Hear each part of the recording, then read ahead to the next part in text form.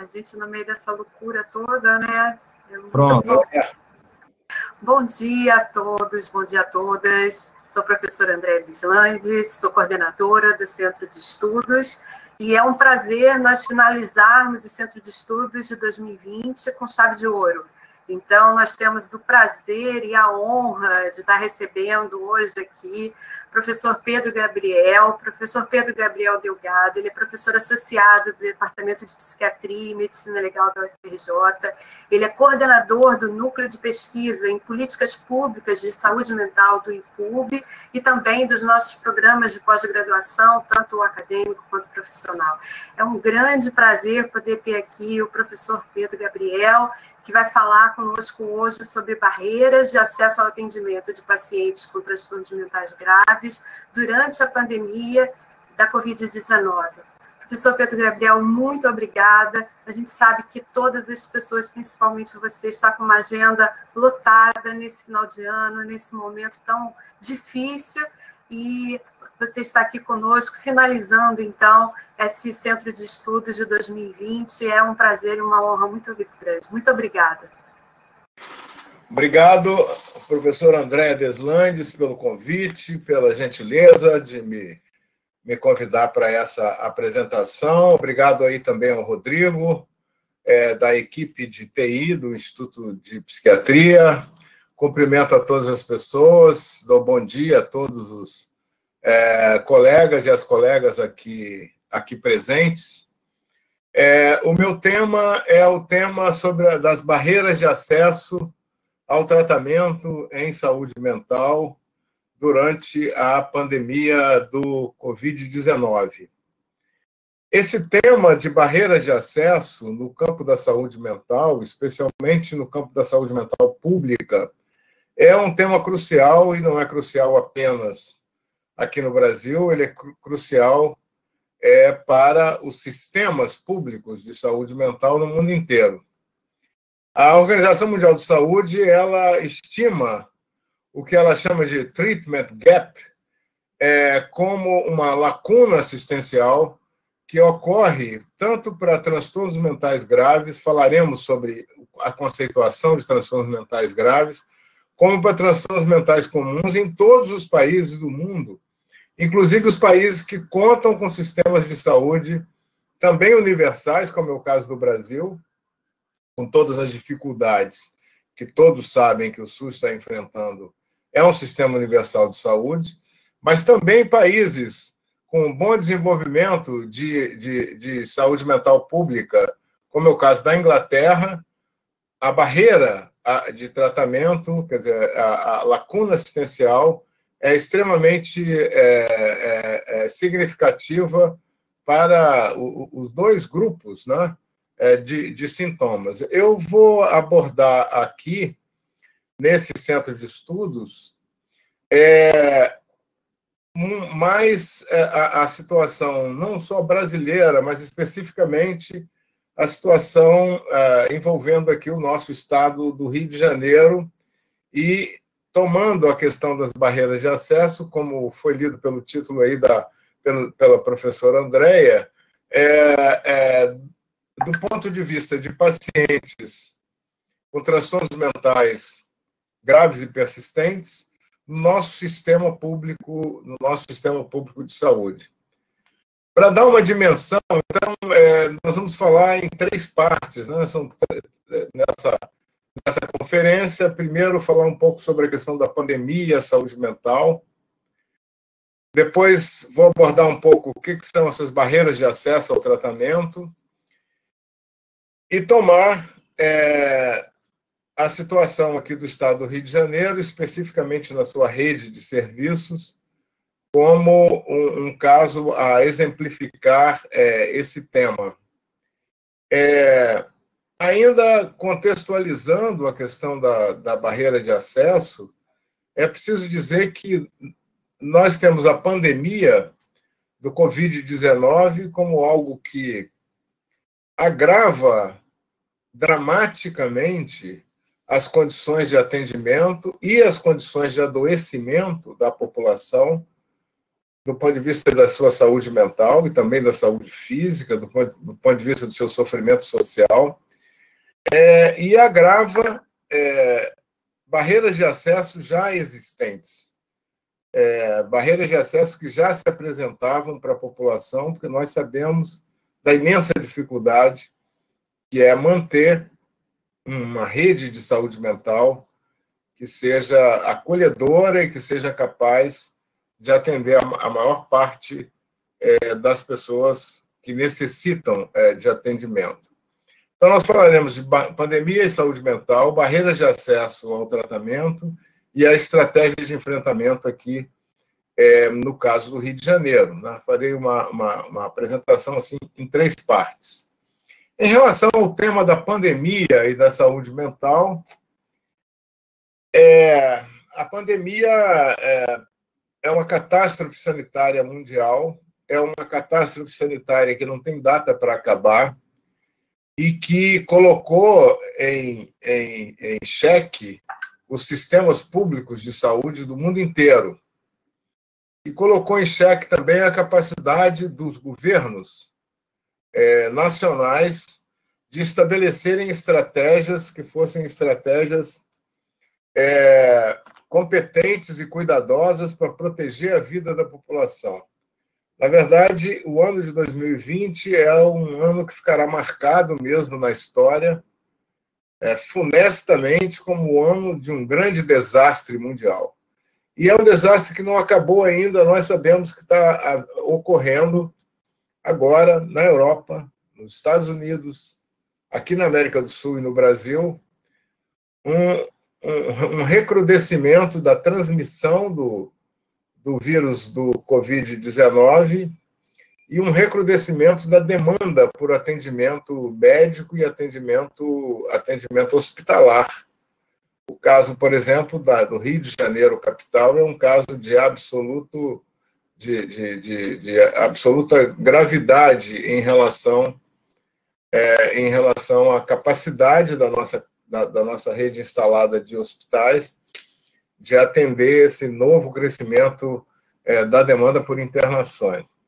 Então, no caso pandemia e saúde mental, eu queria abordar o tema das pessoas com transtornos mentais graves, a questão do sofrimento dos cuidadores, as modificações que a saúde mental comunitária vem sofrendo em função da pandemia, e os aspectos ligados à questão do confinamento, de que maneira que o confinamento afeta a saúde mental das pessoas e de que maneira também afeta a busca por tratamento.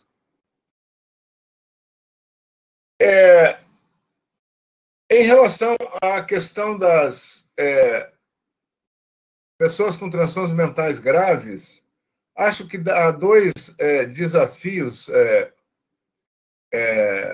decisivos, que é assegurar o tratamento clínico para a própria pandemia, assegurar que essas pessoas, que nós sabemos que estruturalmente pessoas com transtornos mentais graves já têm dificuldade do acesso ao tratamento em saúde de uma forma geral, que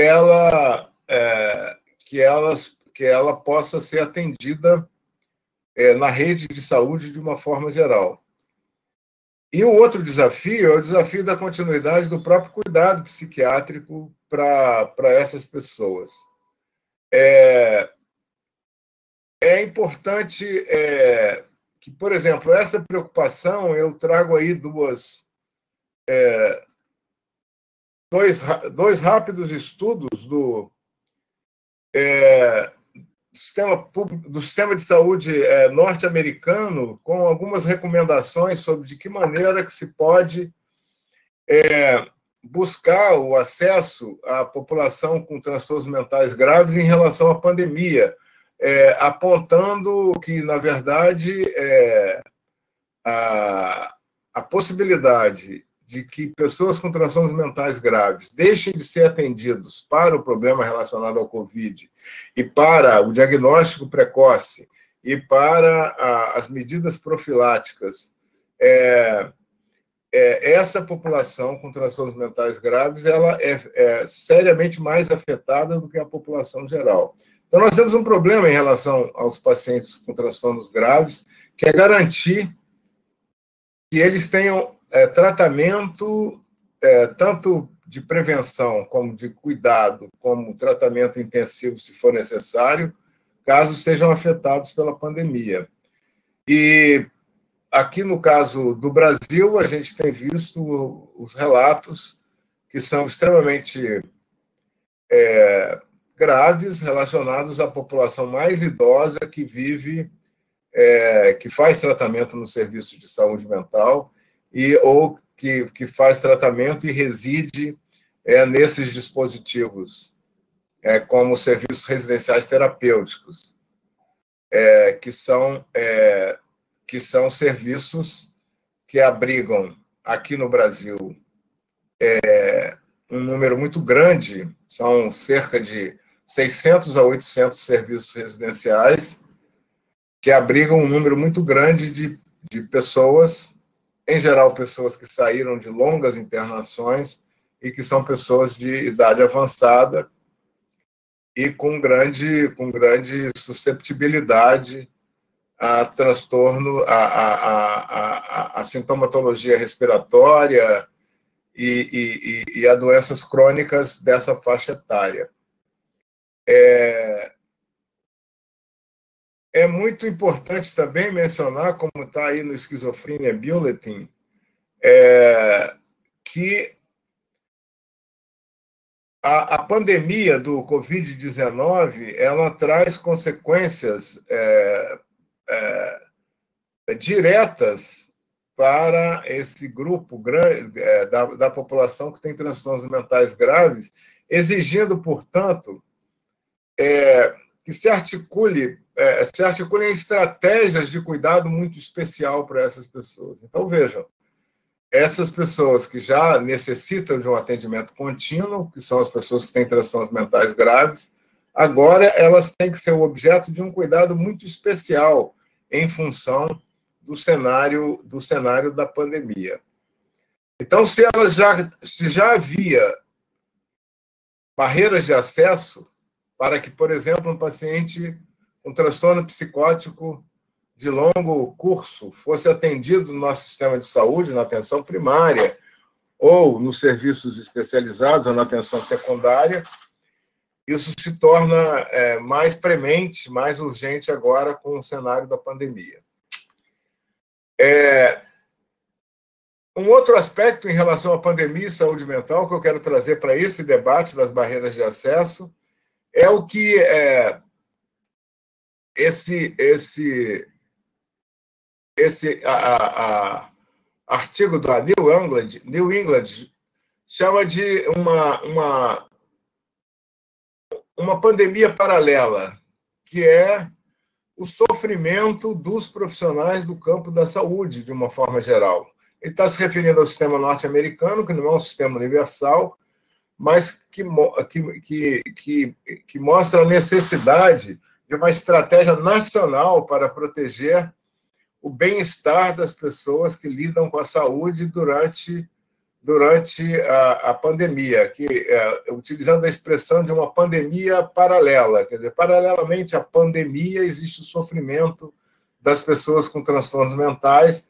Isso é absolutamente presente aqui nos relatos que eu vou trazer de profissionais de serviços de saúde mental aqui do nosso estado, do Rio de Janeiro. Essa pandemia paralela afetando os profissionais do campo da saúde, afetando tanto do ponto de vista de sofrimento psíquico, como afetando pela própria doença causada pelo Covid-19.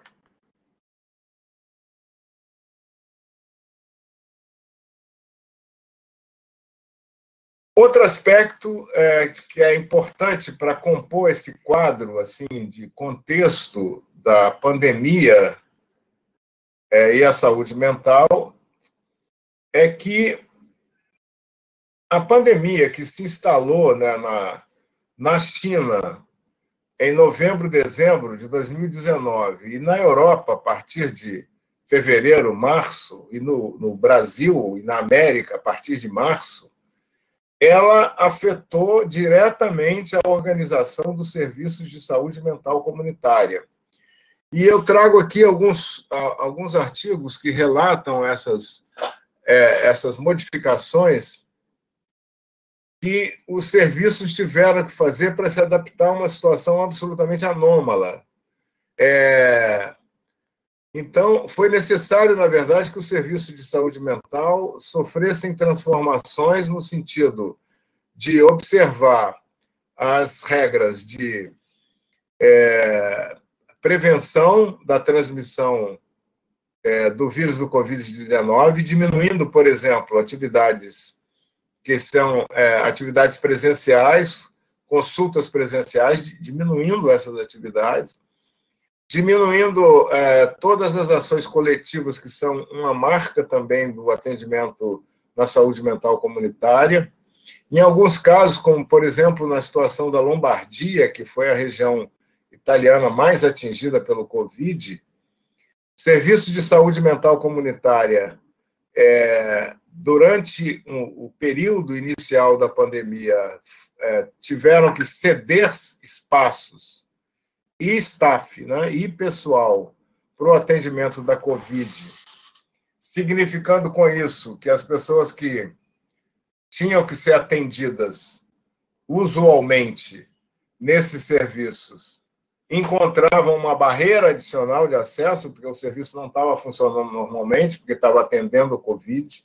Isso está ocorrendo, por exemplo, aqui no estado do Rio de Janeiro, com a questão dos leitos de retaguarda em hospitais gerais, que são leitos que se articulam com os CAPs para as internações de curta permanência de pacientes com transtornos graves atendidos pelos CAPs. Então, muitas vezes o leito não está mais disponível nessas cidades do interior do estado, por causa da disponibilidade desse leito para o Covid. Então, na verdade, esse quadro aí é um pouco para dizer que, no cenário internacional, de uma maneira geral, Inglaterra, Canadá, Itália, uma série de mudanças e adaptações restritivas de acesso tiveram que ser feitas pela saúde mental comunitária, pela rede de saúde mental comunitária, no contexto da pandemia. Qual o objetivo dessa observação? É dizer que a pandemia cobra um preço em relação ao acesso ao atendimento em saúde mental. Ela restringe esse acesso por causa das adaptações restritivas que a rede de saúde mental comunitária tem que fazer em todo lugar do mundo e aqui no Brasil também. Então, nós temos que lidar com a necessidade de construir alternativas de assegurar o acesso ao tratamento em um cenário de restrição de acesso.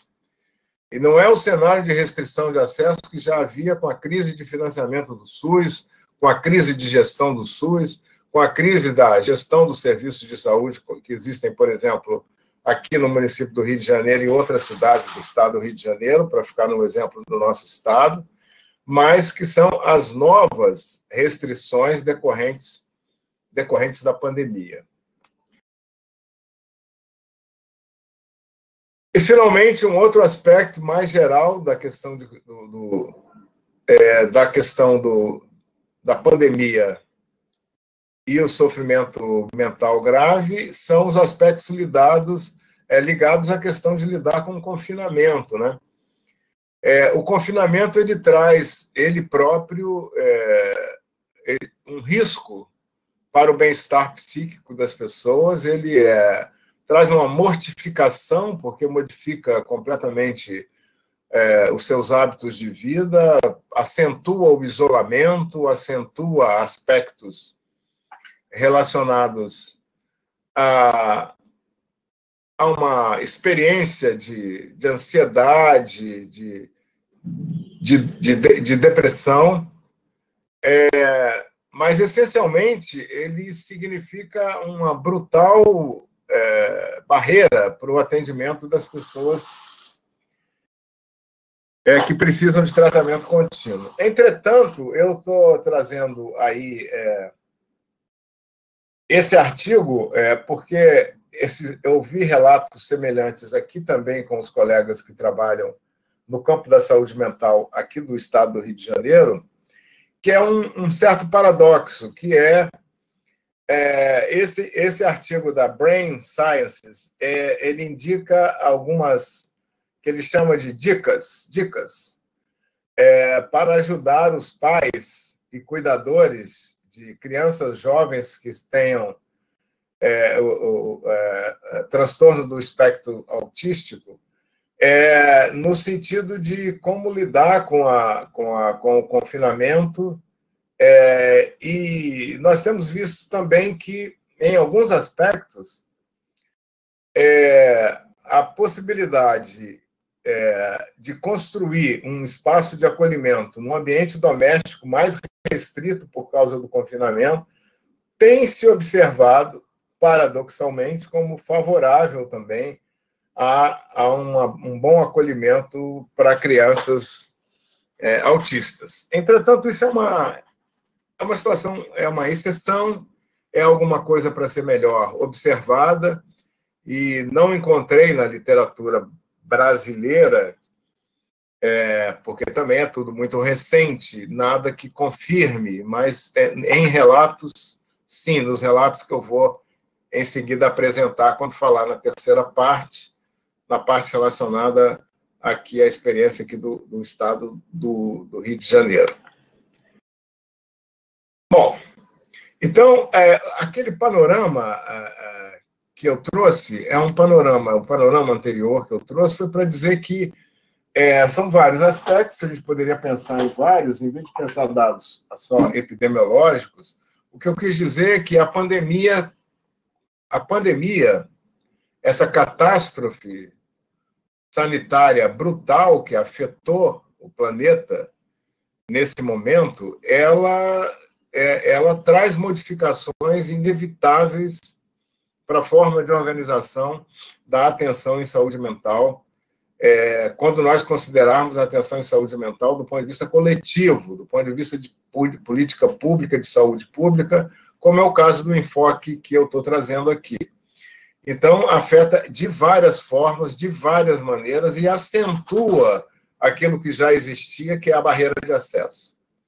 Então, nós estamos diante de um desafio, que é um desafio extremamente difícil, espinhoso, complexo, e que já seria espinhoso e complexo, mesmo se nós vivêssemos condições normais da nossa administração pública da saúde e do nosso cenário de políticas públicas, tanto da assistência social, como da saúde, como da proteção da infância e adolescência, que nós sabemos que nós vivemos hoje um cenário também de dificuldades adicionais pelo fato de que as políticas públicas estão enfrentando, desde 2016, um sucateamento e um desmantelamento progressivo da sua capacidade de resposta às necessidades da população. Então, nós partimos de um cenário desfavorável no contexto atual, e esse cenário desfavorável ele tem que enfrentar os desafios adicionais trazidos pela pandemia. Vamos agora à parte, digamos, central dessa exposição, que é a questão da barreira de acesso ao tratamento em saúde mental. Vamos discutir a definição, o conceito-chave e propor uma tipologia das formas de barreira de acesso no campo da saúde mental.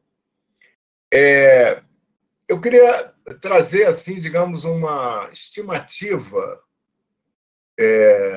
para os colegas e as colegas que estão nos assistindo, sobre qual é a dimensão, qual é a magnitude da parte da população que está sendo afetada diretamente por essas barreiras de acesso. Eu claro que a gente tem que considerar, por exemplo, o acesso à internação psiquiátrica, às emergências psiquiátricas. Há uma dificuldade de estabelecer dados mais consistentes a respeito dessa limitação em relação ao atendimento de urgência e emergência no campo da saúde mental, mas são limitações que são evidentes e são conhecidas de serviços que trabalham com essa situação de internação, como é o caso aqui do próprio Instituto de Psiquiatria. Mas eu queria centrar a minha apresentação no sistema, na rede comunitária de atenção, no sistema formado pela rede de CAPs, que são os Centros de Atenção Psicossocial, as residências terapêuticas, os serviços residenciais terapêuticos, os NASF, que são os Núcleos de Apoio à Saúde da Família, que fazem a articulação entre a atenção primária e os serviços especializados de saúde mental, e também outros dispositivos, que são, por exemplo, as unidades de acolhimento, as UAS, que são dispositivos de acolhimento transitório para pessoas em situação de vulnerabilidade social associada ao consumo prejudicial de substâncias psicoativas como álcool e outras drogas, né? Então, essa rede, que nós chamamos de rede de atenção psicossocial, que é intersetorial, que se articula com a atenção básica, intrasetorialmente, que se articula do ponto de vista da integralidade da atenção com os serviços especializados de saúde no nível secundário, e que se articula também intersetorialmente, especialmente com a área de assistência social e de educação. Pois bem, para ter uma ideia da dimensão, como eu disse, da magnitude, pensem que só nos serviços comunitários no Brasil nós temos funcionando com as dificuldades estruturais anteriores e com as dificuldades trazidas pelo contexto da pandemia, cerca de 2.540 serviços do tipo CAPS. E uma estimativa bastante aproximada, né, de melhor estimativa, pode nos trazer uma dimensão de que nesses 2.540 serviços estão sendo atendidos, em média, 350 a 400, na média, né? 350 a 400 pessoas com transtornos mentais, usualmente as pessoas com transtornos mentais graves. E essas pessoas que são dependentes, portanto, do bom funcionamento dessa rede de atenção, e são essas pessoas, um número que se mede em centenas de milhares de cidadãos brasileiros, que estão sendo afetadas pelas restrições ao atendimento que configuram essas barreiras de acesso. Então, nós estamos falando de um problema de saúde pública e um problema humanitário, até, eu diria, de extrema relevância, que é garantir o atendimento a pacientes graves da saúde mental no meio a esse processo de pandemia e no meio a um processo de dificuldades da gestão e da política no campo da saúde pública. Então, indo adiante,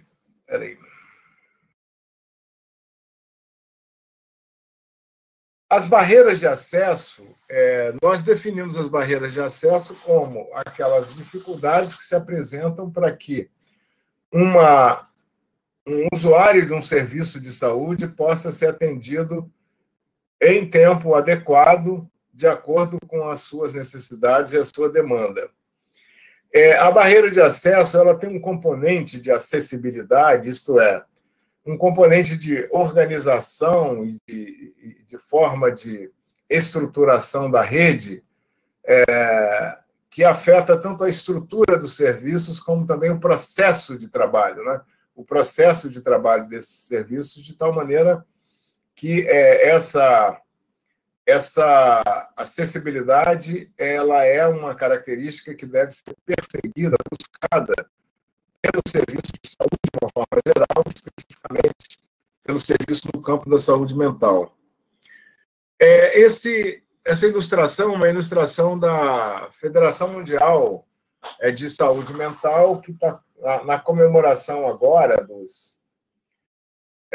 do Dia Mundial da Saúde Mental de novembro, que justamente traz a consigna da saúde mental para todos e aponta, esse ano, a Organização Mundial de Saúde apontou a questão do desfinanciamento estrutural da saúde mental pública como uma questão central para a saúde mental. Ela trouxe esse problema, que é uma questão mais, assim, digamos, de planejamento, mais gerencial, mais de política mesmo, para definir como uma questão do mundo inteiro que o gap, né, o mental health gap, é muito definido em função desse baixo financiamento, dessa dificuldade de financiamento, do desfinanciamento da saúde mental no mundo inteiro. E no Brasil, o desfinanciamento da saúde mental é uma questão também estrutural, e o desfinanciamento do SUS nunca é excessivo dizer que, a partir de 2016, com a interrupção do processo institucional democrático no país, assumiu um governo que imediatamente tomou uma medida, que é a medida que a Emenda Constitucional 95, que congela os gastos das políticas sociais, principalmente do campo da saúde pública, por 20 anos, em um país com enormes desigualdades sociais e 200 milhões de habitantes. Então, essa questão que é trazida pela Organização Mundial de Saúde no Dia Mundial da Saúde Mental é uma questão decisiva aqui no Brasil, que é o desfinanciamento do SUS e, no caso da saúde mental, o desfinanciamento da saúde mental. Infelizmente, não temos boas notícias, porque nós temos notícias, já tinha preparado aqui essa apresentação, quando ontem foi divulgado que o governo atual, que é um governo que surge desse contexto de anomalia no funcionamento democrático no país, o governo atual apresentou uma proposta às câmaras técnicas da Comissão Intergestores Tripartite, que é a principal instância colegiada de decisão do SUS, que é uma proposta que, no limite, desfinancia mais ainda e gravemente o sistema de saúde mental. Mas é uma proposta que nós teremos que combater, mas é só para dar uma atualização de um fato que ocorreu ontem, que está mobilizando todo o campo da saúde mental. Mas, voltando ao nosso ponto, então, a barreira de acesso, ela não tem só essas características organizacionais e estruturais, por exemplo, falta de pessoal, horário de trabalho, ou organizacionais do tipo horário de atendimento dos pacientes, fila para atendimento, ausência de dispositivos de acolhimento coletivo que permitam um acesso mais rápido, como, por exemplo, grupos de recepção nos serviços, que agora todos eles prejudicados como atividade coletiva pelo contexto da pandemia. A barreira de acesso, ela nos remete diretamente ao contexto de equidade, porque a barreira de acesso não é igual para todo mundo. Nem todas as pessoas têm as mesmas barreiras, né? A barreira, o impedimento de ser atendido no sistema, mesmo sendo um sistema público e universal como é o SUS, afeta diferentemente os segmentos diferentes da população. Então, não existe a equidade, que é o conceito central para nós pensarmos num sistema de saúde universal que assegure, de fato, a justiça social no acolhimento. Nós sabemos que existem barreiras relacionadas à região de moradia, a territórios mais vulneráveis, a raça, cor, a gênero, a sexualidade, opções sexuais, ao fato, a idade, barreiras relacionadas à idade, e barreiras relacionadas também ao estigma, que é o estigma não só da população como um todo, mas o estigma do próprio trabalhador de saúde.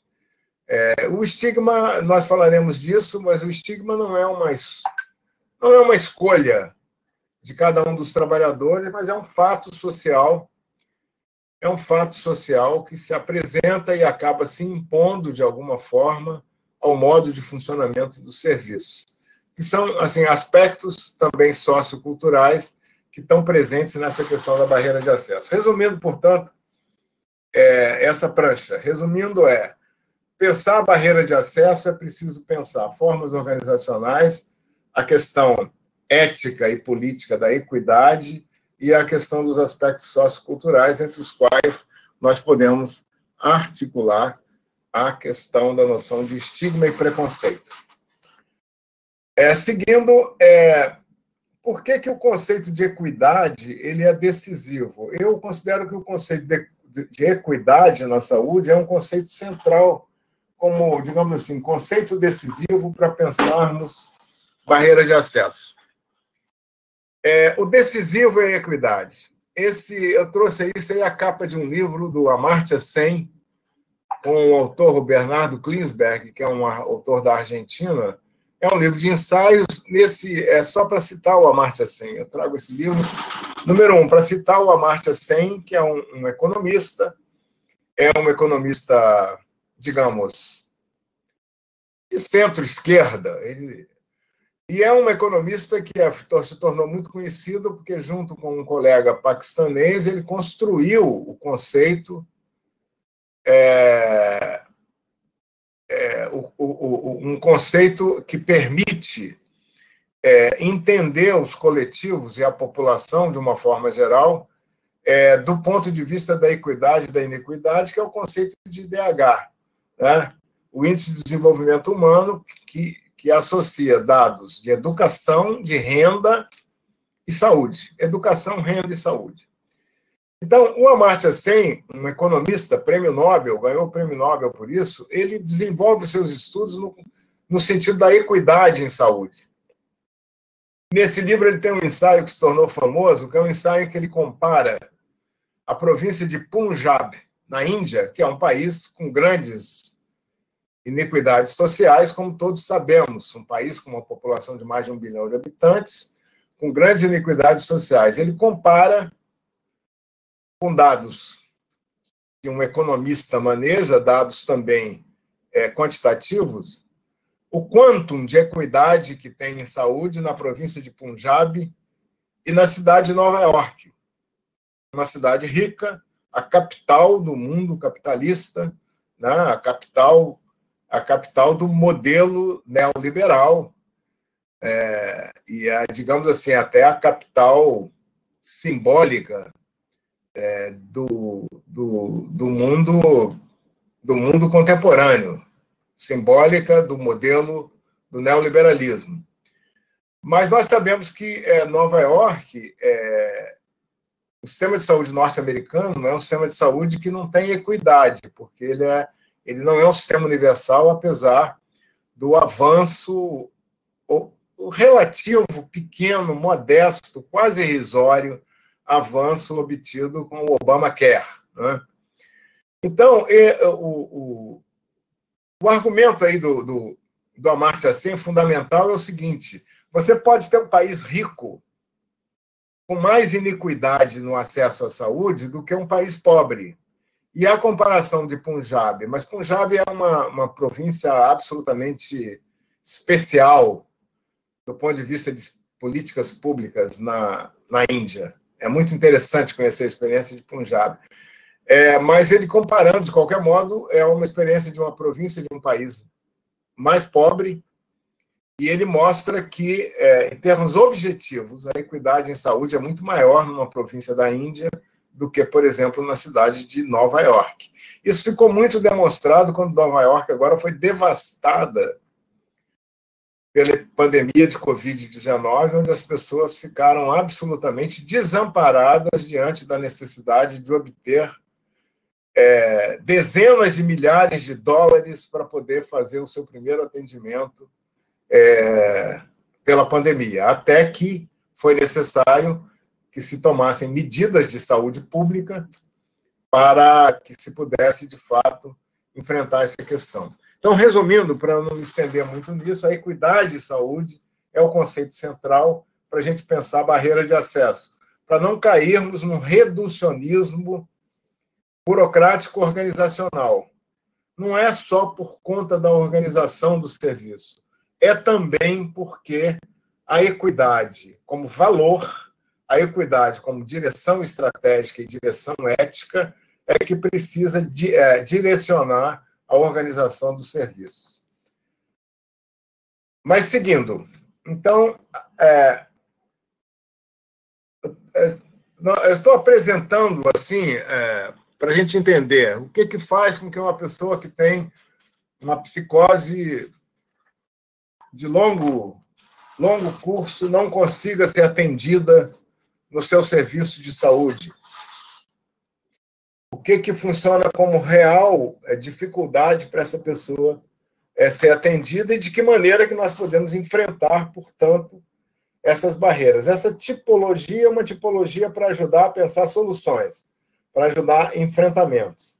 Então, nós identificamos aí, apresentamos uma tipologia com base no material trazido pelo relato de serviços de saúde mental daqui do Rio de Janeiro, organizados em um coletivo, que eu vou mencionar ainda mais uma vez.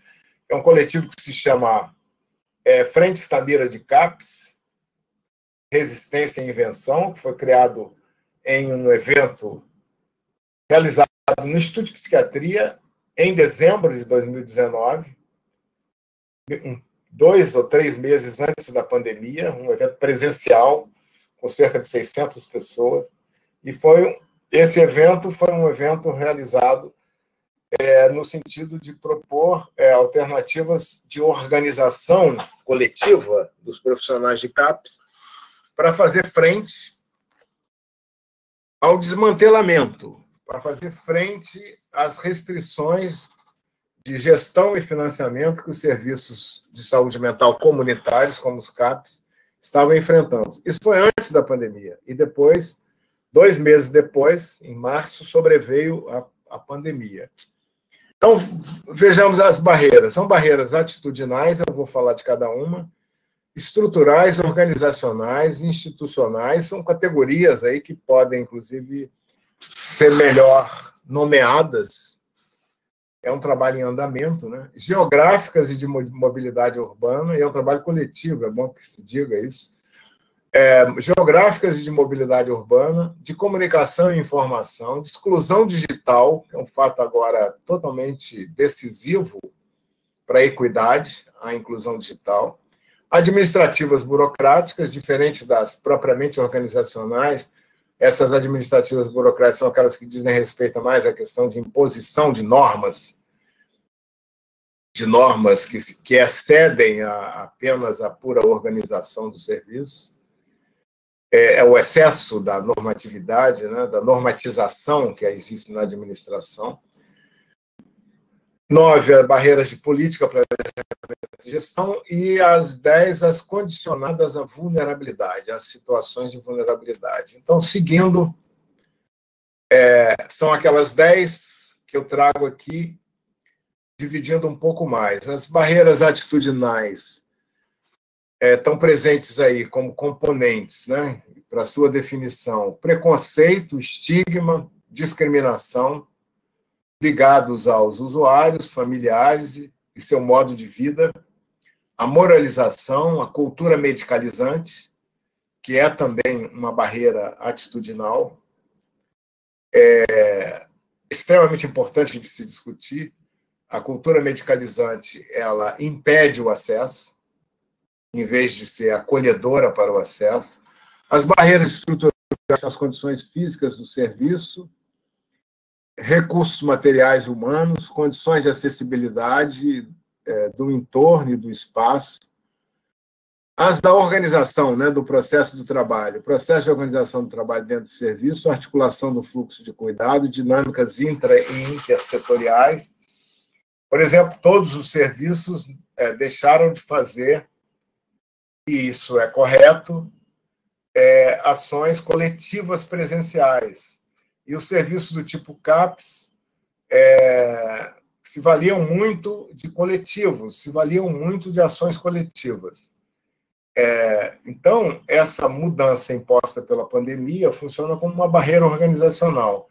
Mas existem as barreiras organizacionais existentes antes da pandemia, e nós vamos perguntar isso aos profissionais daqui a pouco, aos profissionais dos CAPES, o que havia antes da pandemia, o que a pandemia trouxe, do ponto de vista das barreiras que já existiam, né? As barreiras institucionais são esses mandatos institucionais em conflito com a demanda de cuidados. Por exemplo, esse paciente não é perfil para o meu serviço, digamos. Dificuldades em reconhecer a participação e o protagonismo dos usuários e determinadas especificidades da relação com o território e com a comunidade. Geográficas de mobilidade urbana, o nome já esclarece, a questão de distância e localização. Transporte e mobilidade urbana, há uma limitação do transporte público por causa do isolamento social e que faz com que aqueles pacientes que precisem ter um atendimento presencial tenham mais dificuldade. Mas eu queria chamar a atenção para um fato relevante. Nós fizemos um levantamento em 2012, 2013, de 303 CAPs, temos pelo NUPSAM, dos estados de Rio de Janeiro, Minas Gerais e Espírito Santo. E, na média,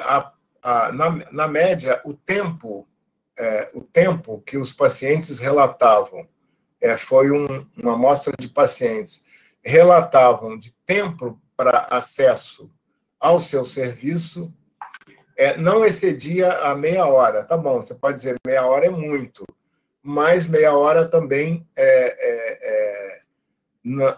considerando, por exemplo, o tempo que se gasta nas penosas condições do cenário urbano brasileiro, para o trabalhador sair da sua casa e aceder ao seu trabalho, que são de 2 horas ou 2 horas e meia para ir, somando ida e volta ao trabalho, os CAPs são relativamente, porque são territorializados, porque são comunitários, eles são relativamente próximos do domicílio dos seus usuários, dos seus pacientes.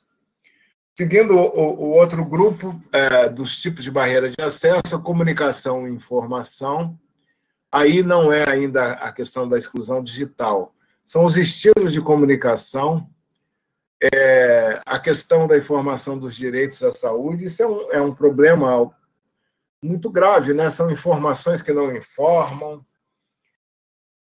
são informações que confundem o usuário, é uma dificuldade de construir uma linguagem compreensível, é uma barreira linguística, entre a administração dos serviços, os seus usuários, os seus familiares. E é uma barreira cultural, sem dúvida, porque é uma barreira que nós que defendemos o acolhimento universal temos que saber enfrentar. São comunicações incompreensíveis, comunicações contraditórias. Muitas vezes o próprio CAPES envia uma informação que funciona como um duplo vínculo, no sentido do Gregory Bateson, um venha, que significa não venha, a reunião será mantida ou não será mantida, mas eu estou falando isso no cenário ainda presencial, né, anterior à questão da pandemia.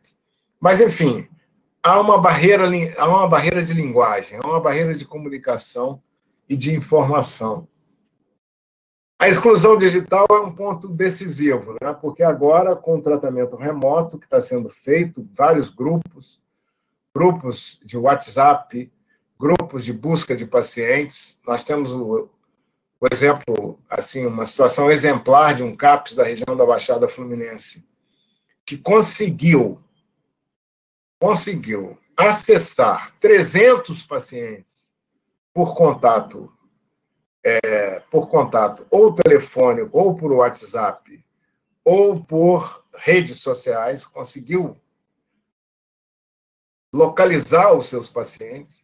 Mas, então, a exclusão digital é absolutamente decisiva.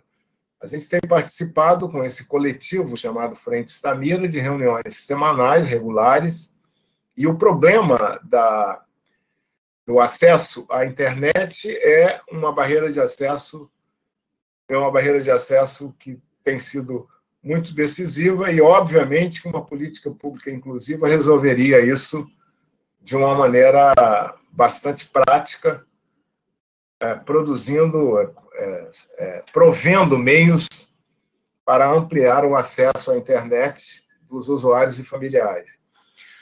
As barreiras também administrativas e burocráticas, as barreiras de política, planejamento e gestão, decisões políticas, etc. E, finalmente, aquelas condicionadas à vulnerabilidade, que são a violência de determinados territórios, a violência doméstica, a violência por segregação de grupos, desigualdades, né?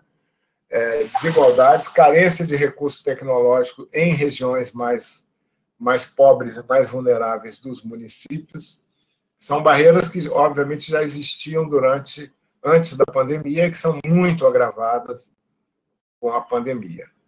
Seguindo, portanto, para ir completando o nosso terceiro e último ponto é o ponto das estratégias de enfrentamento das barreiras de acesso, aqui no caso do estado do Rio de Janeiro. O Rio de Janeiro o Rio de Janeiro continua lindo, mas tem muitos problemas. O Rio de Janeiro... Espera aí só um minuto.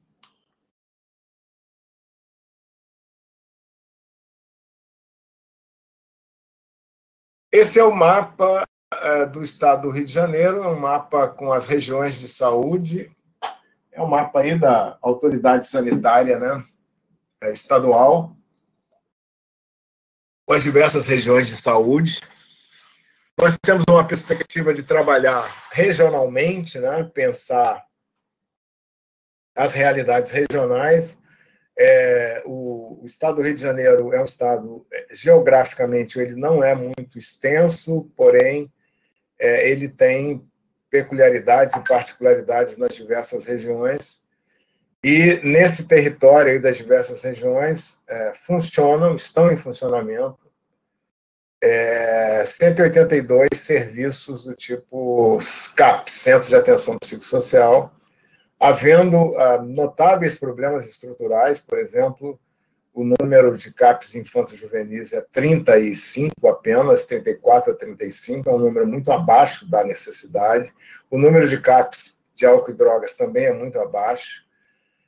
CAPS 3, tanto no município do Rio, como nos demais, por exemplo, tem municípios no estado do Rio que são municípios de grande porte, como Campos, que na verdade, tem um CAPS AD3 e um CAPS 3 em consolidação, mas, essencialmente, a gente não tem. É bom que as pessoas que não são familiarizadas com os desafios organizacionais da rede comunitária de atenção, que o estado do Rio de Janeiro tem uma cobertura insuficiente de serviços. Então, isso é pré-pandemia, isso não é por causa da pandemia. Então, já teria que, de fato, acertar essa carência. Espero que as novas administrações municipais, o cenário também das eleições municipais, nós não podemos dizer que no Brasil e no estado do Rio tenha sido o cenário de escolha de administradores públicos municipais pró-SUS, ao contrário, né? Ao contrário, na verdade, há um predomínio da eleição de gestores e prefeitos municipais, que são prefeitos municipais, que comungam com as ideias do ajuste neoliberal, que vem de 2016 para cá e que também comunam com a ideia de um certo fisiologismo anônimo da organização desses serviços. Entretanto, eles serão os interlocutores do campo da atenção psicossocial no Estado do Rio daqui para frente, porque foram eleitos, vão ser os administradores municipais, vão ser os prefeitos municipais. Mas esse é o cenário, portanto, ao qual eu vou me referir daqui para frente.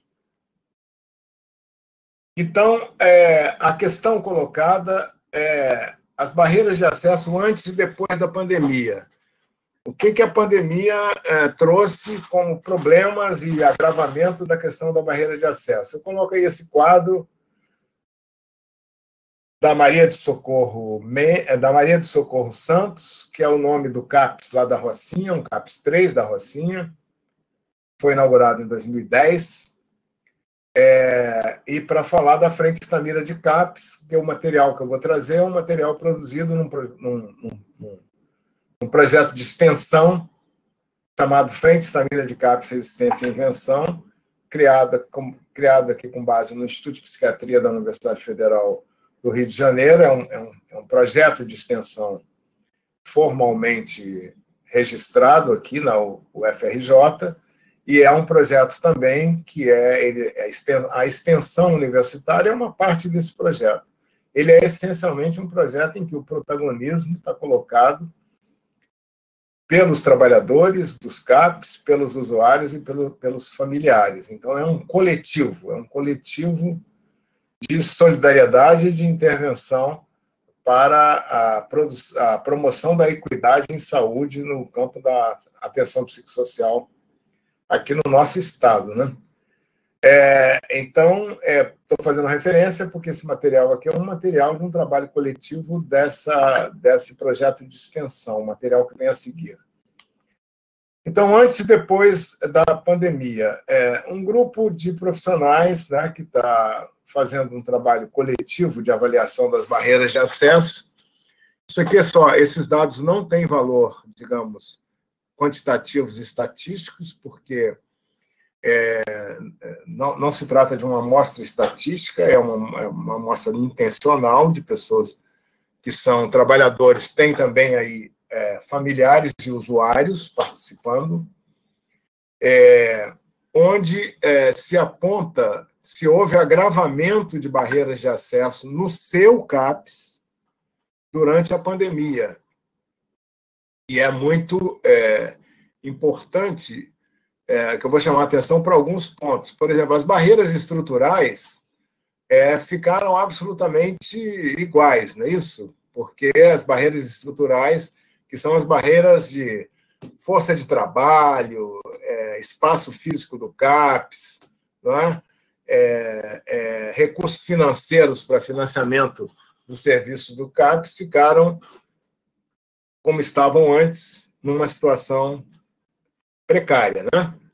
Agora, vejam que a percepção, isso aí é um levantamento da percepção desses atores, né? desses participantes, que as barreiras atitudinais foram parcialmente afetadas, ou seja, se agravaram aquelas que são decorrentes da posição, do modo de lidar, da visão de mundo, dos valores dos próprios profissionais. Por exemplo, aí está incluído o estigma, que se tornam parcialmente agravadas por conta do estigma.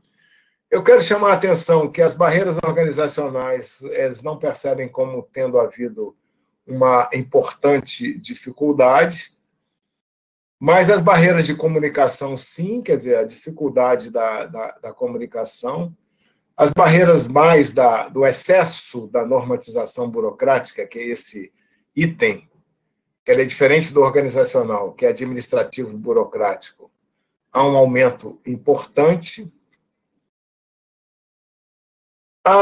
E, principalmente, chama muito a atenção aquelas que são condicionadas à vulnerabilidade, onde a totalidade, aí, nesse caso, esse grupo variou entre 23, 24 a 30 e poucos participantes, A totalidade, aí, no caso dos que responderam a essa questão, apontam que as barreiras de acesso condicionadas à vulnerabilidade foram totalmente agravadas na pandemia. Quer dizer, então, o que era ruim para as pessoas mais vulneráveis se tornou extremamente pior. É muito mais grave o acesso, mais difícil para quem mora em territórios conflagrados, para quem tem baixa renda. Há uma questão de classe evidente, quer dizer, a barreira é maior para as classes menos favorecidas, para os negros, para mulheres, para idosos. Todas essas situações foram apontadas. E seguindo, eu já estou caminhando para o final, são apontadas diversas mudanças no funcionamento dos serviços durante a pandemia, que muitas mudanças relacionadas ao enfrentamento das barreiras de acesso, mas muitas mudanças também que acabaram configurando o agravamento da barreira de acesso. Mas eu queria chamar a atenção de que está ocorrendo um esforço muito grande de ampliar o atendimento remoto, de criar grupos, grupos de WhatsApp, grupos de Facebook, grupos de outras redes sociais que permitam o atendimento de forma remota. Fora do Rio de Janeiro, eu queria citar um exemplo, que é o exemplo que vem do Rio Grande do Sul, mas que já está presente em vários estados do país, que chama o Plantão da Madrugada, que é uma espécie de acolhimento presente para situações emergenciais via WhatsApp, feito por voluntários que se colocam 24 horas à disposição para ouvir usuários de saúde mental que não estão conseguindo atendimento. Isso é muito interessante. Quer dizer, aí tem a questão da solidariedade como uma força motriz decisiva, para esse enfrentamento. E aí é só um elenco de várias mudanças que foram relacionadas. A gente pode pensar um a um e trabalhando um a um para pensar de que maneira, por exemplo, a ampliação de ações extramuros, de que maneira que se podem avançar com cada uma delas, criando, digamos, uma agenda, criando uma agenda estratégica para enfrentar as barreiras de acesso. Portanto, só para ir caminhando para essa... Trata-se, portanto, de um trabalho em andamento, de uma atenção concentrada que os serviços aqui do Estado do Rio de Janeiro estão buscando desenvolver nesse coletivo, nesse coletivo que se chama Frente Stamira, e que eu queria, resumindo, assim, obstáculos e estratégias de resistência e invenção que estão sendo os obstáculos e também as estratégias de resistência e de invenção que estão sendo desenvolvidas durante a pandemia. São apenas um grupo aí, digamos, a busca ativa de casos, as várias formas de busca ativa de usuários, de familiares, com a ajuda de usuários e de familiares. As formas de superação da exclusão digital. É um absurdo que a gente não consiga Aliás, a própria Universidade Federal poderia se implicar diretamente nisso, desenvolver políticas mais agressivas no bom sentido, não no mau sentido, mas mais ativas, que promovam, porque hoje a inclusão digital é a inclusão social, A inclusão digital é decisiva para o exercício da cidadania e para o exercício também do tratamento, do acolhimento nos serviços de saúde. As atividades coletivas remotas, eu citei um ou outro exemplo. É muito importante mencionar a questão, lembram da pandemia paralela, do cuidador, de uma maneira que os cuidadores possam... os cuidadores estão no limite, eles estão extremamente tensos, muitos adoeceram, vários cuidadores que faleceram por conta do Covid, afetando duramente as famílias, usuários também. Então, esse aspecto de um investimento intenso para cuidar do cuidador é absolutamente decisivo. A questão do protagonismo de familiares e de usuários é um desafio, de fato, é um enorme desafio.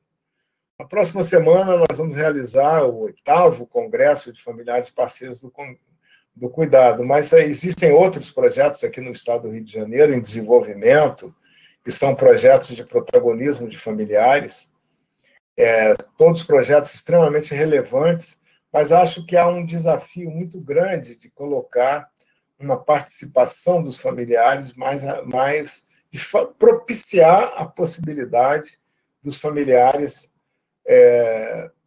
atuarem como parceiros mesmo no acompanhamento de uma forma mais efetiva. Há medidas a serem tomadas em relação a isso.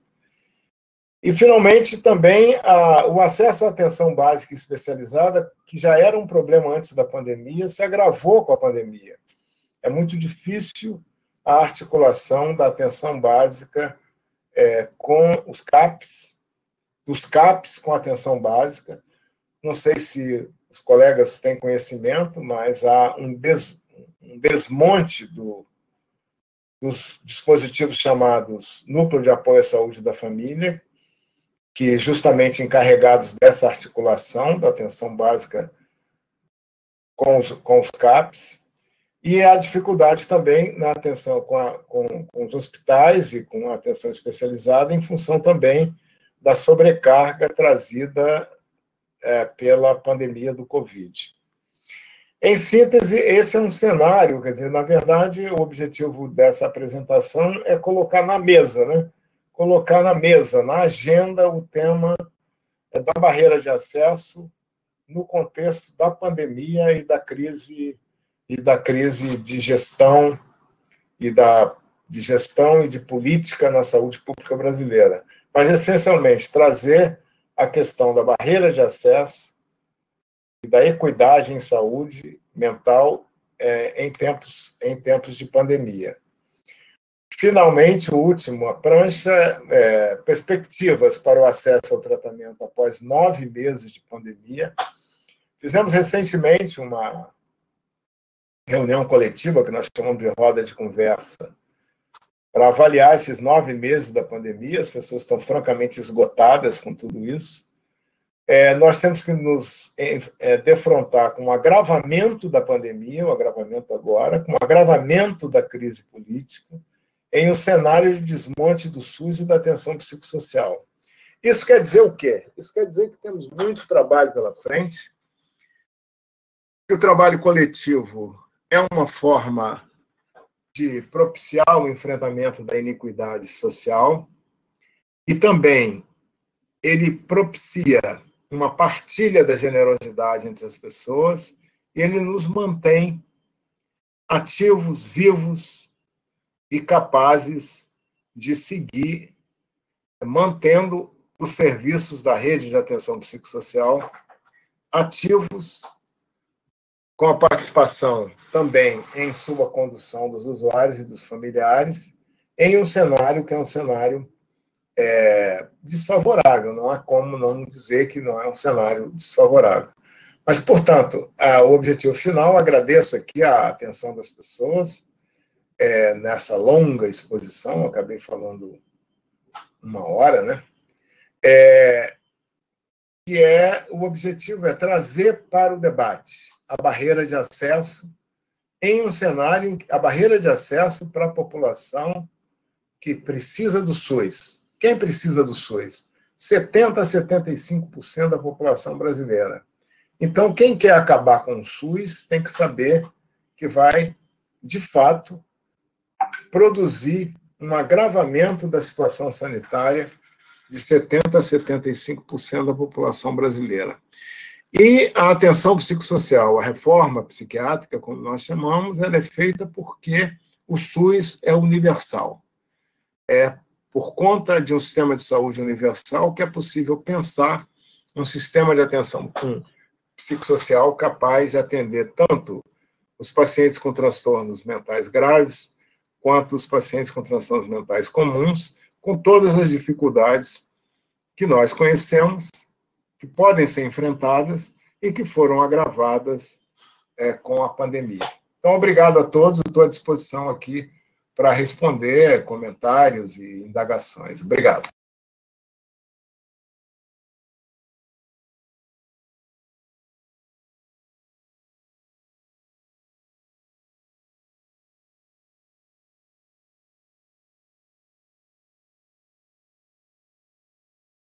Muito obrigada, professor Pedro Gabriel. Excelente apresentação, excelente palestra. Nós estamos aqui com várias pessoas fazendo comentários, mandando agradecimentos por esse momento tão rico, tão importante, com tantas informações que são fundamentais. E realmente, como eu disse no início, nós estamos encerrando o Centro de Estudos de 2020 com chave de ouro, com a sua presença e com esse tema que é fundamental. Eu não sei se Rodrigo vai conseguir nos ajudar, incluindo a professora Ana Cristina Figueiredo, dentro dessa nossa mesa aqui, para finalizar. A professora Ana Cristina Figueiredo, que é professora titular do Instituto de Psiquiatria. Vamos ver se Rodrigo consegue nos ajudar. Vai ser um prazer se ela puder estar aqui compartilhando conosco. Enquanto a gente não começa a receber as perguntas, eu queria aproveitar para falar sobre alguns tópicos que eu achei extremamente importante dentro da sua fala, professor Pedro Gabriel. Então, não só falar sobre as barreiras do acesso ao tratamento, mas também sempre, como o senhor sempre faz, que é pensar em agendas, pensar em estratégias de enfrentamento, né? Nesse momento de pandemia que a gente tem uma série de fatores que vão estar associados a esse aumento do sofrimento, tanto das pessoas que têm o transtorno mental, como aquelas que não tinham antes e que agora passaram a ter.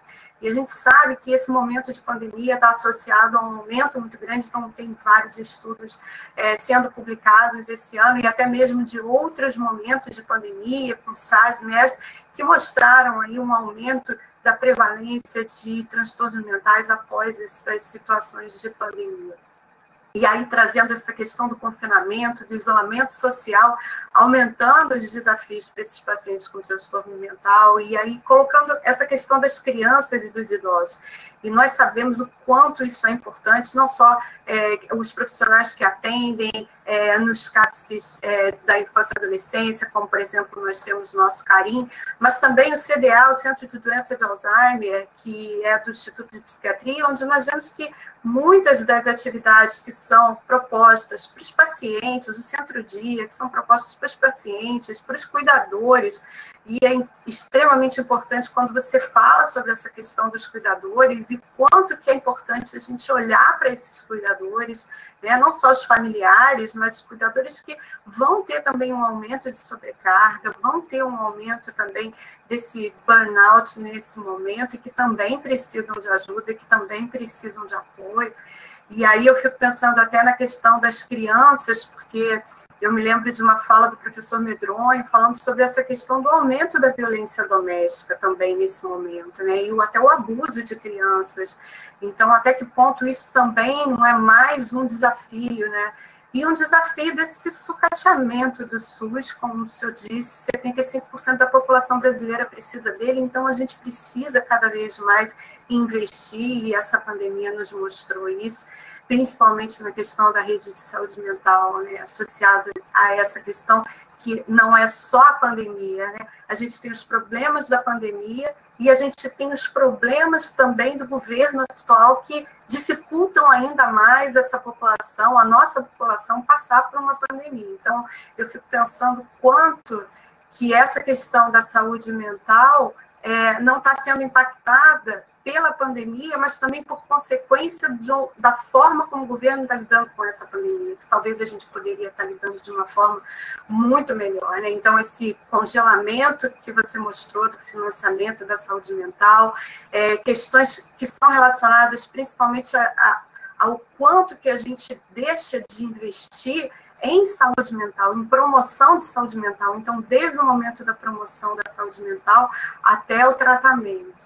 E aí, pensando na agenda, você fala, então, sobre garantir o atendimento dos pacientes com transtornos mentais graves nesse momento, da equidade, que é extremamente importante, né? E aí propondo uma série de possibilidades de enfrentamento dessa barreira, né? E aí mostrando esse exemplo incrível de que não é só uma questão financeira quando você faz a comparação de Nova York e Punjab. Então, a gente sabe que isso não é só uma questão financeira. E aí eu fico pensando, dentro dessas barreiras de acesso que você mostra, né, que foram agravadas com a situação da pandemia, eu fico pensando que não é só a questão política, planejamento e gestão que vão estar influenciadas pelo governo, mas eu acho que é quase todas. Porque se a gente pensar nas estruturais, mobilidade, comunicação, exclusão digital, administração burocrática, vulnerabilidade, tudo isso também vai estar impactado pelo governo, né? E o quanto que essa falta de empatia com a situação que está acontecendo não aumenta ainda mais a desesperança da população e ainda aumenta ainda mais essa falta de pertencimento e o aumento das pessoas desalentadas, né? E isso ainda piora mais essa realidade. E, no fim, falando sobre essa questão da solidariedade, nesse momento, quanto é importante, e, finalmente, chamando a atenção para a universidade, né? Colocando o papel da universidade. Então, universidade, o que você está fazendo? Nós estamos fazendo muito, mas será que nós não poderíamos fazer ainda mais? Será que nós não poderíamos estar atuando ainda mais nesse momento? A gente sabe que os professores estão sobrecarregados com muito mais atividade online do que a gente tinha antes, mas a verdade é que nós temos o conhecimento, nós temos as possibilidades de enfrentamento, então acho que realmente é super pertinente ter essa chamada de ação para a universidade. Então, foram muitas questões importantes para serem discutidas aqui. Eu vou aproveitar e fazer algumas, ver se a gente já tem aqui alguns comentários. Professor Pedro, se você quiser, enquanto isso, falar alguma coisa.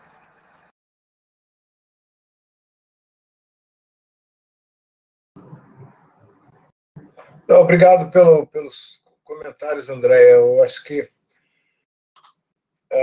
você chamou a atenção mesmo para...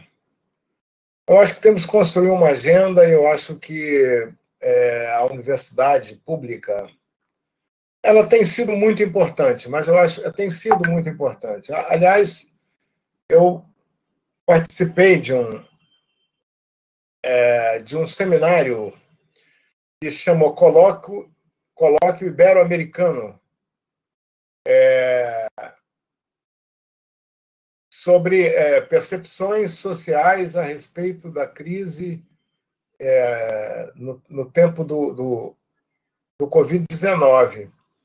E fiquei muito feliz de ver várias universidades do Nordeste brasileiro, especificamente a Universidade Federal da Paraíba, a Universidade Federal de Sergipe, tendo, como, aliás, a nossa universidade aqui também, a UFRJ, mas tendo uma ação direta na gestão dos problemas sanitários relacionados à pandemia nos municípios do seu estado. Quer dizer, acho que, de alguma maneira, apesar desse governo ser um governo que o tempo todo manifesta hostilidade em relação à universidade, eu tenho a impressão que a população brasileira está identificando a importância da presença da universidade pública, né, para poder enfrentar essas situações muito, muito dramáticas, porque são essas situações desse momento que a pandemia traz.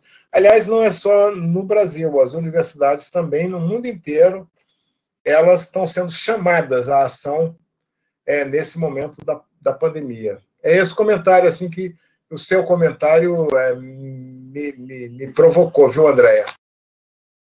Inclusive, o professor Leonardo, ele está numa universidade em Melbourne, em Londres, que eles inclusive colocam um vídeo muito interessante, que eles colocam uma série de imagens de situações e eles colocam um slogan: se você não concorda com isso, então mude. Se você não concorda com isso, então mude. E esse é o vídeo que a universidade coloca, com uma série de situações de violência, de agressividade, de doença, e o tempo todo esse slogan. Eu acho que é um pouco para aí, né, da gente ter essa motivação para a mudança. Não sei se a professora Ana Cristina conseguiu entrar, mas enquanto isso eu vou falar aqui alguns comentários. Então, a Mariana Cabo diz: bom dia, que bom centro de estudos com o professor Pedro Gabriel, para que a gente que está no CAPS e CAPSI, isso é fundamental.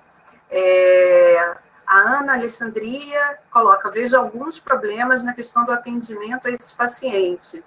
Existe muito preconceito e resistência por parte de alguns profissionais, então vi muitos maltratos, discriminação e profissionais que não gostam de atender psiquiatria. E aí o Sérgio Oliveira fala também: a demanda do CAPS aumentou de forma assustadora, porém a maioria dos mesmos estão sem especialistas em psiquiatria. Como apoiar diretamente essa ponta?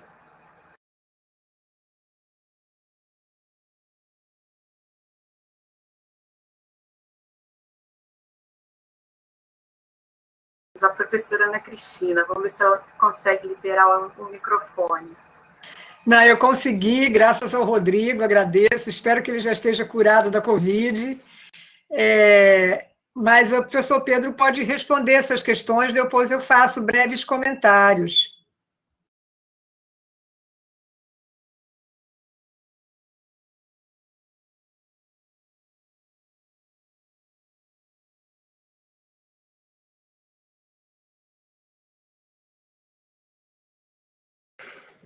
O comentário a respeito do aumento da demanda do aumento da demanda dos CAPs está presente praticamente em todos os serviços aqui do Estado do Rio de Janeiro que têm participado dessa discussão sobre uma agenda para enfrentar as barreiras de acesso. Há um aumento, há uma restrição do atendimento presencial, óbvio, por conta do isolamento social, mas há um aumento da demanda, como há um aumento da demanda registrado pelas pessoas que trabalham no campo da saúde mental de uma forma geral. A professora Andréia mencionou isso, todos os estudos internacionais apontam que, de fato,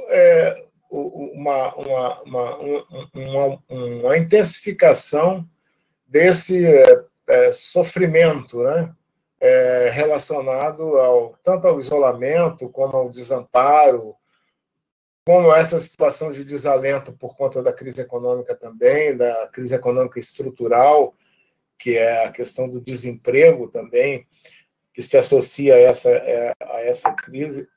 É um momento, portanto, em que a necessidade da rede de serviços e da oferta de serviços de saúde mental se coloca como dramática. É importante assegurar que essas pessoas sejam acolhidas, e é importante também toda a inventividade, né? Toda a invenção para que se possa assegurar a ampliação do acesso em tempos de isolamento social. O acesso remoto, as várias formas de acolhimento remoto têm que ser asseguradas. A UFRJ tem um programa, que é um programa que está funcionando, a meu ver, bastante bem, que é um programa de atendimento também virtual aos seus usuários, aliás, aos seus funcionários e estudantes, criado agora com a pandemia.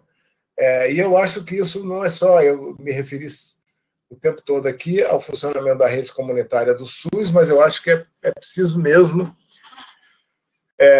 diversificar as ofertas e as tecnologias e as invenções para que o acesso ao acolhimento em saúde mental seja ampliado num contexto de aumento da demanda, ou pelo menos de aumento do sofrimento, em função da pandemia e da crise política e social, e um contexto também de restrição dos recursos financeiros do sistema público de saúde, né?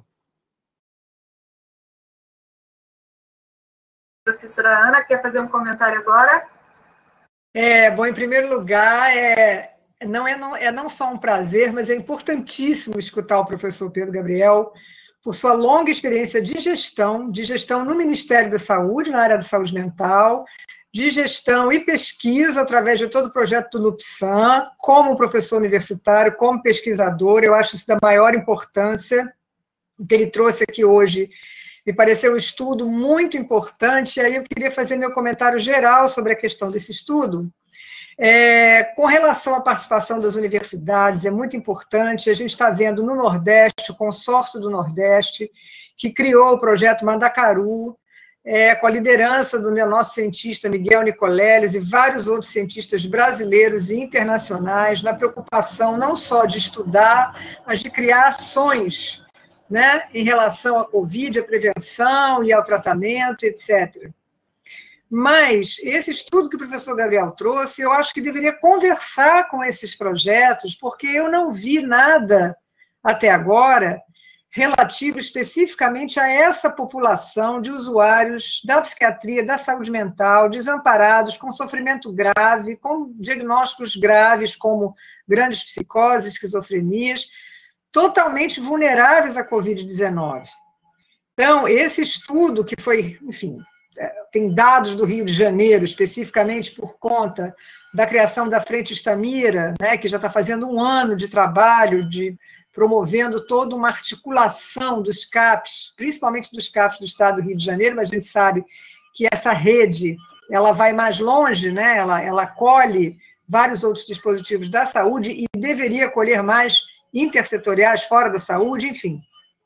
Essa discussão de Covid-19 com usuários dos serviços de saúde mental e atenção psicossocial, ela está sendo feita aqui a partir do trabalho do professor Pedro, da equipe, do NUPSAM, do IPUB. Eu gostaria de saber do professor Pedro como é que estão esses estudos no Brasil em relação a essa clientela especificamente, né, do excesso de vulnerabilidade, além da vulnerabilidade de violência no território, de vulnerabilidade de toda uma população que realmente ficou desamparada aí por questões de pobreza, de perda de emprego, e o auxílio emergencial que só saiu bem depois, e só saiu por R$ 600 por conta de uma pressão do Congresso, senão nem sairia, ou sairia por R$ 200 por, sei lá, 3 meses, enfim. Todo esse desamparo que essa população ficou, tudo isso está sendo discutido e falado, mas dentro dessa população desamparada tem essa vulnerabilidade maior dos grandes, né, dos grandes transtornos psíquicos, né, do adoecimento, das grandes psicoses, enfim, de uma população extremamente desamparada, até porque não consegue se articular e ter a sua autonomia minimamente preservada, autonomia no corpo, por exemplo, né? Então, eu queria saber se tem mais estudos e mais pessoas envolvidas nisso no Brasil. Tem uma preocupação internacional da Organização Mundial de Saúde. O professor Pedro Gabriel falou desse Congresso Ibero-Americano, mas eu queria ouvir se ainda no Brasil tem outras articulações nesse sentido e que valeria a pena a gente se aproximar para pensar estratégias para essa população.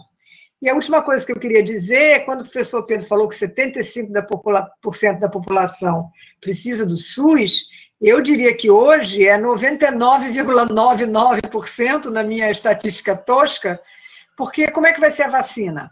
A vacina é SUS, toda pesquisa é SUS, Fiocruz é SUS, então, somos SUS. Então, qualquer atentado ao SUS ou qualquer crítica maior ao SUS pode ser um atentado, mesmo que a gente diga que o SUS está precarizado, etc. Há uma estratégia de desmonte.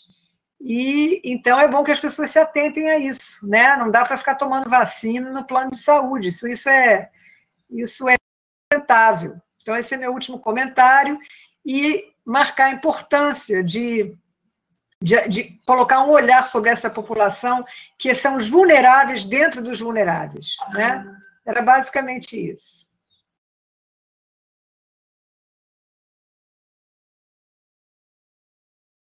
Então,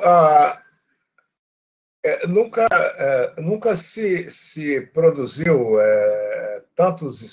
se produziram tantos estudos e tantas publicações sobre um evento sanitário como está acontecendo com a Covid no mundo inteiro, né? É uma coisa muito extraordinária também o esforço de produção de conhecimento. É muito significativo e muito importante, e são as universidades públicas que estão produzindo essa questão. A pergunta sobre esse estudo da população que demanda os serviços da rede SUS de saúde mental. No Brasil, a gente tem alguns grupos que também se dedicam a essa questão da saúde mental como um fenômeno coletivo, como uma situação coletiva. Mas não são muitos grupos. Nós sabemos que, dentro da Universidade Pública Brasileira, o estudo da saúde mental e psiquiatria, do ponto de vista dos serviços comunitários, é feito por alguns grupos de pesquisa, e, claro, nós conhecemos, podemos mencionar, citar, tem estudos da Unicamp, tem estudos da USP, tem estudos da Universidade Federal do Ceará, mas eu acho que a gente precisa, assim, tomando um pouco essa questão da professora Ana Cristina como uma provocação, que eu acho que a gente precisa um pouco fazer uma articulação, né, uma aproximação, uma articulação de âmbito nacional para desenvolver pesquisa. Os dados que eu apresentei são do Estado do Rio de Janeiro, e são muito iniciais, são dados preliminares, são dados preliminares de um levantamento em andamento. Mas eu acho que valeria a pena, com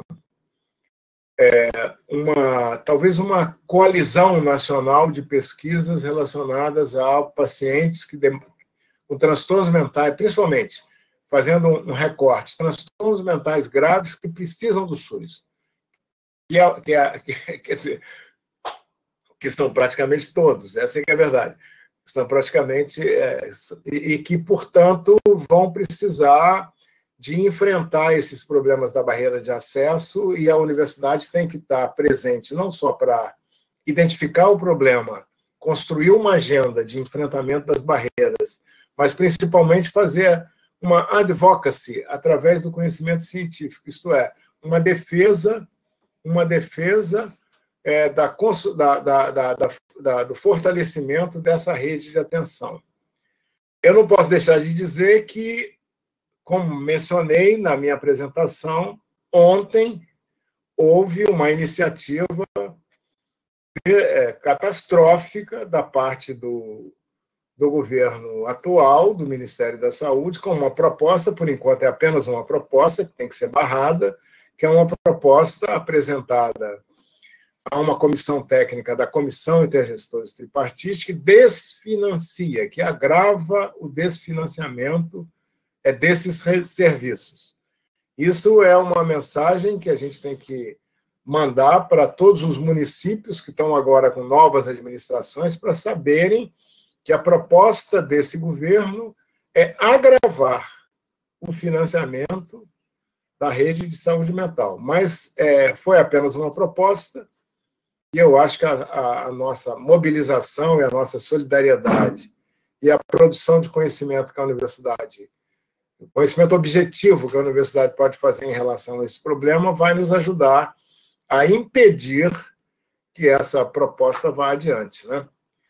Mas eu acho que é isso. Eu queria também, não sei se tem alguma outra questão, Andréia, porque...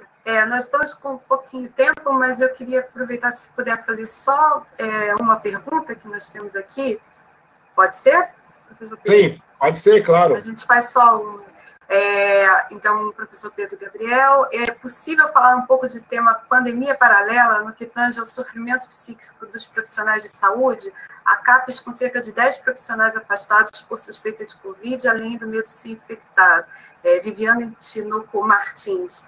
E aí tem alguns comentários aqui também nossa querida Clarice, fundamental pensar barreiras de acesso nesse momento de pandemia, com a perspectiva de desmonte que se aponta. Herotilde Leal falando também sobre a ótima reflexão para nos ajudar a pensar na resistência em tempos difíceis. Então, essa pergunta da Viviane. Então, eu agradeço a pergunta da Viviane Tinoco. Eu gostei daquela expressão pandemia paralela, que está lá naquele artigo da New England, porque, na verdade, todas as discussões que se fazem hoje sobre o modo de funcionamento da saúde pública, da atenção à saúde, seja na atenção primária, seja na saúde mental, seja nos outros segmentos da saúde, elas enfrentam diretamente o adoecimento do profissional de saúde, o adoecimento por Covid, o adoecimento físico pelo desgaste, pela sobrecarga, e o adoecimento mental, a sobrecarga, que a sobrecarga traz. Então, eu acho que a ideia da pandemia paralela ela é um recurso de linguagem que chama atenção para o fato de que todos nós estamos implicados, na verdade, em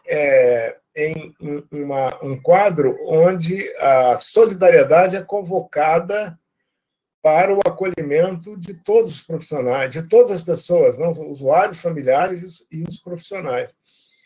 E o número de profissionais afetados é imenso, quer dizer, como uma profissional na nossa última reunião mencionou, ela própria teve Covid, foi hospitalizada, ou seja, ficou numa situação próxima de uma situação grave, é jovem, mas ainda assim teve um quadro mais grave, já se recuperou, já voltou ao trabalho, mas, ao mesmo tempo, o que ela relata é que está cada vez mais próximo de todos nós. E os serviços, todos os serviços, estão afetados por pessoas que estão adoecidas nesse momento. Aqui, a UFRJ tem um trabalho muito importante com o internato, né? Com o internato de medicina, e os alunos, muito frequentemente, os alunos, os professores, os profissionais das clínicas da família são afetados e são contaminados pela Covid. É um cenário, de fato, que exige uma atenção e um cuidado permanente e portanto, uma gestão pública responsável. Aqui, falando do município do Rio de Janeiro, o Rio de Janeiro está saindo de uma gestão pública catastrófica, que espero criticamente, digamos, espero também, sem considerar que os problemas serão enfrentados de uma maneira que possa dar resultados tão imediatos, mas que sejam com o mínimo de compromisso e de seriedade os problemas da saúde, dos trabalhadores de saúde, né, e da organização do serviço. Digamos, a barreira de acesso atinge o trabalhador. Quer dizer, você tem a barreira que é o próprio trabalhador, mas a barreira de acesso, o fato de o trabalhador perceber que não está podendo também oferecer o acolhimento, isso vem desde a psicopatologia do trabalho, que nós já sabemos disso, quando o trabalhador percebe que não pode cumprir aquilo que é a sua, digamos, aquilo que é o seu desejo, a sua missão, a sua responsabilidade, ele se afeta psiquicamente em relação a essa vicissitude de não poder cumprir a sua função por causa das barreiras de acesso. E, além disso, ele está fragilizado diante desse contexto. Então, eu acho importante, sim, chamar a atenção, trazer para a mesa também a saúde do trabalhador de saúde, a saúde dos familiares, que são cuidadores, a saúde dos usuários, a saúde da população como um todo. A população, por exemplo, que ainda não se apresentou como demanda ao serviço de saúde, porque não sabe, talvez, que pode contar com um acolhimento que possa ajudar a atravessar esse momento de sofrimento causado pela pandemia, né? Mas, então, Andréia, muito grato aí, posso agradecer as pessoas. Por favor. Já tomamos demais o tempo de vocês dois. Não, finalizar. Eu estou totalmente disponível, porque eu sei que... Mas deixar aberto agora para o que você e a Ana Cristina quiserem falar mais alguma coisa, para a gente poder finalizar, que é um privilégio enorme para todo mundo que está aqui hoje, poder ter vocês, que são pessoas extremamente competentes, que são reconhecidos nessa área da saúde mental por toda a experiência, por toda a publicação, por todo o trabalho, e tanto em relação, como a professora Ana Cristina falou bem, não só em relação à área acadêmica, mas também política. Então, é um prazer e uma honra ter vocês aqui, finalizando esse Centro de Estudos 2020. Então, deixo vocês dois agora com a palavra. Então, eu passo a palavra ao professor Pedro para finalizar. Tá bom, obrigado, Ana Cristina, obrigado pela sua presença aqui. Eu queria agradecer ao Rodrigo, às pessoas aí da TI, sempre gentil, é minha segunda participação esse ano. Aliás, a minha primeira foi para falar sobre pandemia, né, do Covid e saúde mental. E desde então, né, Andréia, a convite também da Andréia, sempre, da professora Andréia Deslandes, sempre muito gentil, e desde então as coisas só pioraram, esse que é o problema, né? As coisas só se agravaram, só se agravaram. Então, eu acho também um privilégio participar do Centro de Estudos, acho importantíssimo esse avanço tecnológico no sentido de tornar o Centro de Estudos mais acessível, quer dizer, ele tem agora uma divulgação muito maior, quer dizer, é como se a gente tivesse ampliado o auditório Leme Lopes, né, para vários segmentos, setores, cidades, né? Então, para mim foi uma honra, uma satisfação. Eu queria prestar aqui a minha homenagem ao coletivo da Frente Stamira, que na verdade, eu estou aqui trazendo um pouco um trabalho coletivo que a gente faz nesse projeto de extensão. E desejar a toda a população, aos trabalhadores da saúde mental, ao nosso país, que a gente consiga enfrentar esse momento, né? Esse momento, e eu acho que vamos enfrentar, vamos passar adiante, reconstruir, talvez, a nossa democracia, a nossa institucionalidade, retomar aquilo que foi definido na Constituição de 1988, como a ideia de construir progressivamente um estado de bem-estar social que possa enfrentar a iniquidade. A iniquidade é o conceito-chave dessa minha apresentação, quer dizer, combater a iniquidade em saúde. Barreiras de acesso não são só organizacionais, não são só estruturais, não são só de financiamento, são essencialmente por conta da iniquidade em saúde, que é uma marca de sociedades que não praticam a solidariedade social e que se submetem também a esses ditames da restrição ao financiamento de políticas públicas que o neoliberalismo impõe a todo mundo. E destacar o papel da universidade. É muito importante que nós, aqui, a professora Andréia Deslandes, a professora Ana Cristina Figueiredo, eu próprio, que a gente possa estar participando de ações que são ações de alcance para a população, né? Ações de integração da universidade, que, como eu tinha dito anteriormente, na pandemia, a população brasileira descobriu a universidade pública, descobriu a importância da universidade pública. E isso é muito bom para nós todos que trabalhamos na universidade pública há tanto tempo. Obrigado, Andréia, obrigado a todas as pessoas que nos acompanharam. Tá? Foi um prazer para mim participar desse Centro de Estudos. Mais uma vez, muito obrigada. realmente essa pandemia trouxe algumas lições muito boas, que eu acho que a gente vai poder tirar proveito disso, e esse reconhecimento do SUS, esse reconhecimento da universidade pública, acho que isso não tem preço.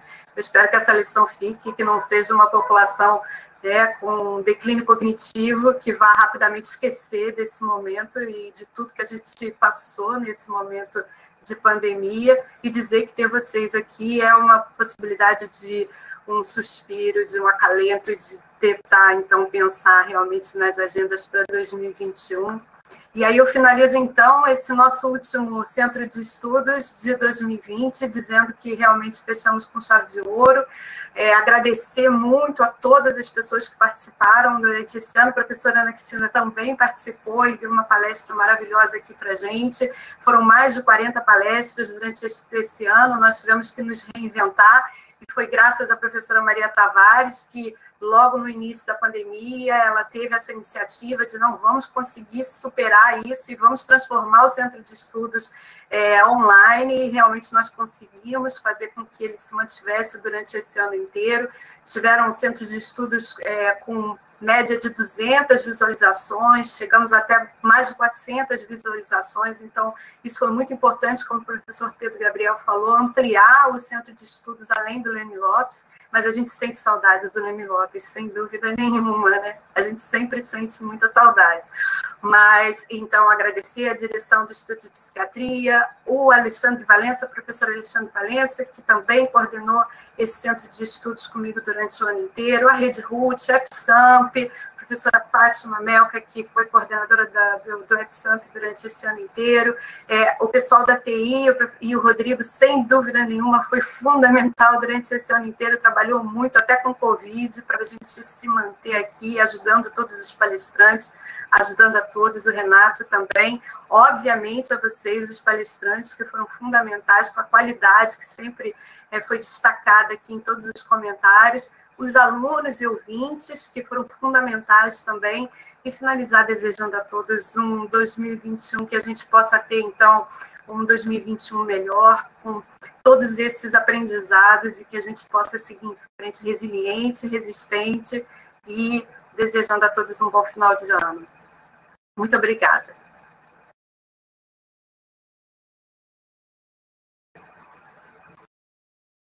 Esse é o Rodrigo, já finalizamos aqui, Rodrigo. Não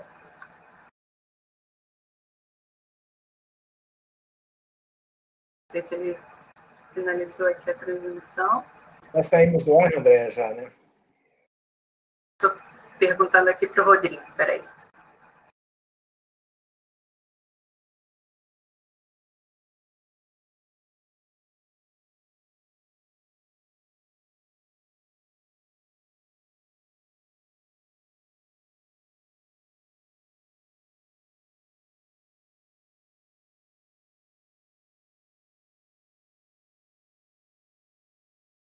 Eu acho que ele ainda está transmitindo, por algum motivo ele está transmitindo. Então, só posso te agradecer mais uma vez, muito obrigada. Obrigado a você, tá? Foi muito bom. Tá bom? Obrigado, Andréa. Um bom final de ano, se a gente não se encontrar até lá. Um abraço.